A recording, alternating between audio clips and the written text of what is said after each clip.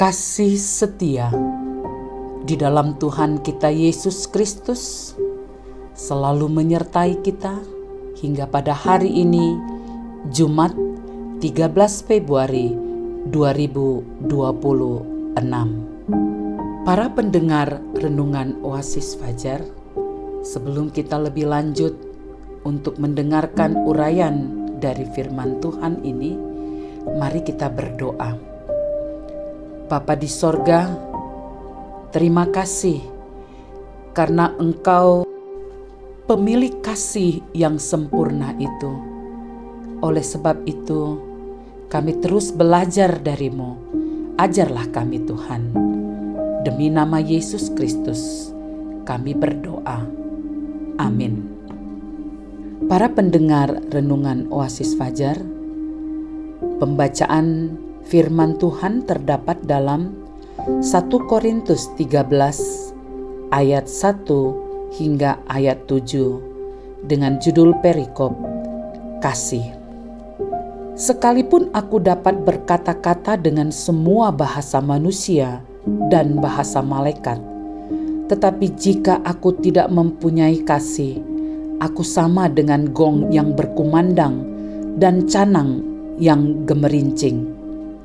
Sekalipun aku mempunyai karunia untuk bernubuat dan aku mengetahui segala rahasia dan memiliki seluruh pengetahuan, dan sekalipun aku memiliki iman yang sempurna untuk memindahkan gunung, tetapi jika aku tidak mempunyai kasih, aku sama sekali tidak berguna.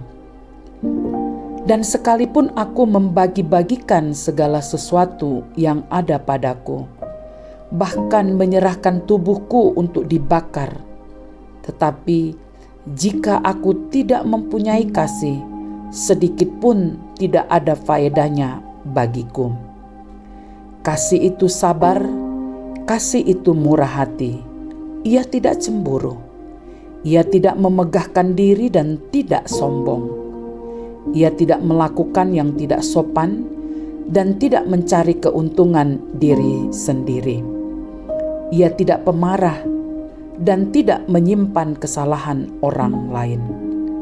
Ia tidak bersukacita karena ketidakadilan, tetapi ia bersukacita karena kebenaran.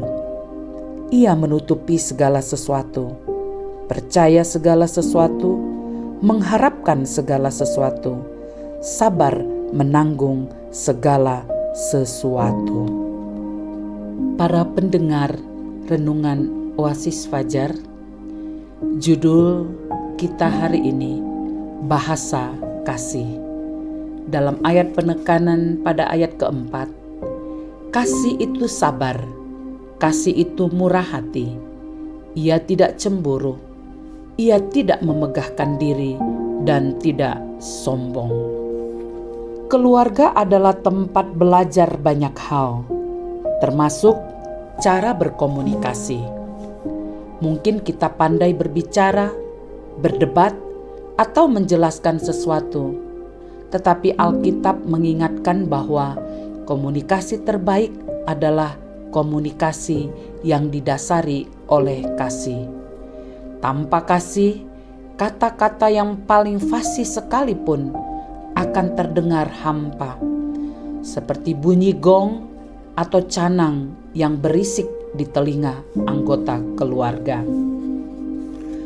Pembacaan Alkitab hari ini dengan jelas menunjukkan bahwa keahlian, pengetahuan, iman yang kuat, atau bahkan pengorbanan terbesar sekalipun menjadi tidak berarti jika motivasinya bukan kasih. Hal ini berarti bukan seberapa banyak yang kita lakukan atau seberapa pintar kita. Yang terpenting adalah mengapa kita melakukannya. Apakah tindakan kita didorong oleh kasih yang tulus atau oleh keinginan untuk terlihat baik, atau bahkan untuk mencari keuntungan diri sendiri? Pada ayat 4 ini mendeskripsikan sifat-sifat praktis dari kasih itu. Kita menemukan bahasa dari kasih yang dapat kita terapkan setiap hari. Kasih itu sabar. Bersabar saat menghadapi kerewelan anak, kesalahan pasangan, atau saat rencana keluarga tidak berjalan lancar, ataupun di tengah pergumulan hidup yang berat. Kasih itu murah hati, rela memberi waktu, perhatian, dan bantuan tanpa pamrih. Kasih itu tidak cemburu, tidak memegahkan diri, dan tidak sombong. Kita tidak menjadi iri hati melihat keberhasilan orang lain maupun keluarganya, dan kita tidak meninggikan diri sendiri di atas mereka. Mari kita renungkan. Apakah perkataan kita hari ini di rumah ataupun di kantor mencerminkan kasih, atau justru terdengar seperti gong yang berkumandang karena nada bicara yang kasar atau penuh tuntutan?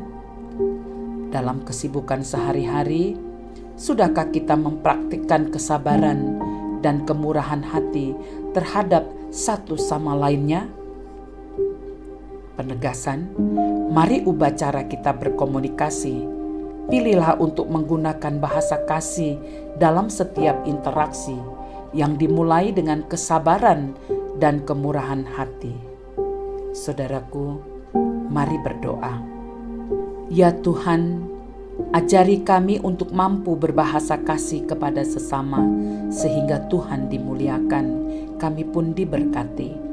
Kami tidak hanya pandai berkata-kata atau melakukan banyak hal, tetapi melakukannya dengan motivasi kasih yang murni. Biarlah kami menjadi tempat di mana kasih-Mu nyata terlihat. Dalam nama Tuhan Yesus, kami berdoa. Amin. Para pendengar renungan Oasis Fajar, mari kita menerapkan kasih ini, meniru teladan Kristus, sehingga kita dapat melakukannya dengan baik dan benar. Tuhan memberkati kita. Amin.